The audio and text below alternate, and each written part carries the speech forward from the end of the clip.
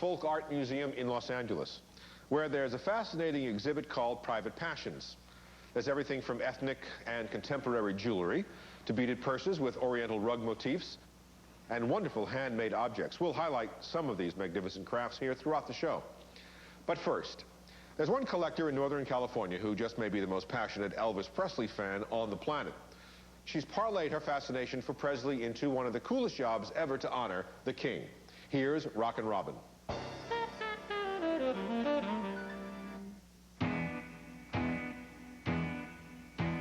Well, welcome to my Elvis room, of which I've run out of room. In Robin Rosanne's San Jose apartment, there is an Elvis sighting every day, on virtually every inch of wall and floor space. Her more than 40,000 item private Graceland is one of the largest Elvis collections in the world. The last time I was really able to come in and turn on the television, sit down, was probably 1996. It is like a maze to come through here, but to me it's like coming into a treasure chest. And I could just look inside and go, wow, look at that. Some people refer to collectors as fanatics. I'm not a fanatic. I don't have tattoos of Elvis. I don't like candles to him. I don't name my pets after him. I would say I'm an incurable collector because I love it. Robin says her collection may be worth millions of dollars now, but she wasn't always queen of the king collectors. Her mania began with a simple teenage record collection. I would save all my babysitting money, and that's what I collected, early rock and roll. But seeing rocker Elvis Presley live transformed Robin from a mere fan into a devoted follower. It was February of 1970, and I thought, God, finally after all these years, I'm going to get to see Elvis in person. So Elvis walks out on stage, and I was just mesmerized by this man. The next day I said, Elvis, I'll be back. 72 times in 6.5 years. There would be jobs when I would want to go see Elvis, and they said no, and so I would just quit the job. Say, well, you know, I got to see Elvis, so bye. 30 years of Elvis fever later, Robin has all of the essential Elvis. A gallery of Presley paintings, hard-rocking Elvis dolls, like this Aloha from Hawaii doll, worth about $200, and hair clippings from his barbershop. I've seen some baggies like this go for $400 or $500, some go for a couple of thousand. Now here's where the truly incurable part comes in. Some dedicated collectors have hundreds of Elvis photos. Robin has 50,000.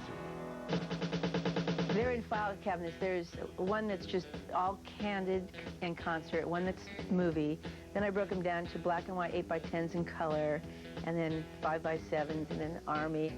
She also has personal clothing, like this blue suede coat with Elvis's own writing on the collar. I got this in 1988 at an auction. I paid only $800. I've been offered $8,000 for it because I do have a picture of him wearing it.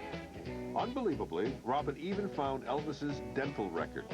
This was a dentist that he went to in Palm Springs, 1967-68. To have that piece of personal property, something he signed. I saw this and I thought, oh God, I've got to have these. I paid $4,000. I've already been offered $12,000. No one really had an idea that Elvis was going to be this collectible. I started just buying it for investment purposes. One for me to keep, one to sell. I never anticipated that years later I would have this hobby that has turned into now my job at eBay. Leonard Lewis, Rockin' Robin here.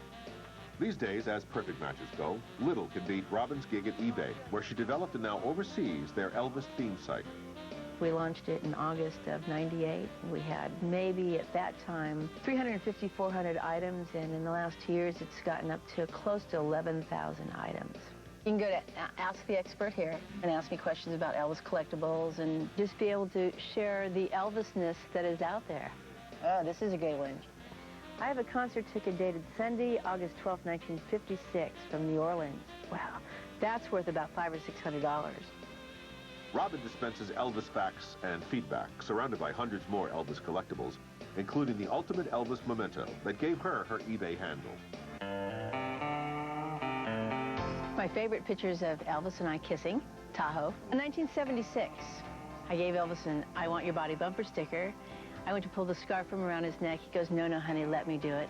And so he put the scarf around my neck and gave me the kiss. About 3 songs later, he saunters on over, puts his thumb in the belt loop, looks at me and goes, Rockin' Robin. That memory is Robin's greatest inspiration to keep sharing Elvis with the world. Seeing him in person and getting to the point where he knew who you were really kind of enhanced my collecting.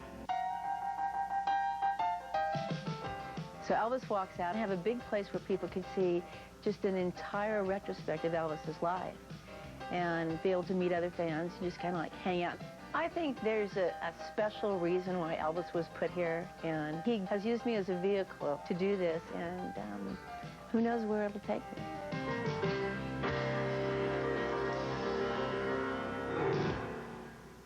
Now, if Rockin' Robin's collection boggles the mind, take a look at what some other avid collectors were willing to pay for their had-to-have treasures.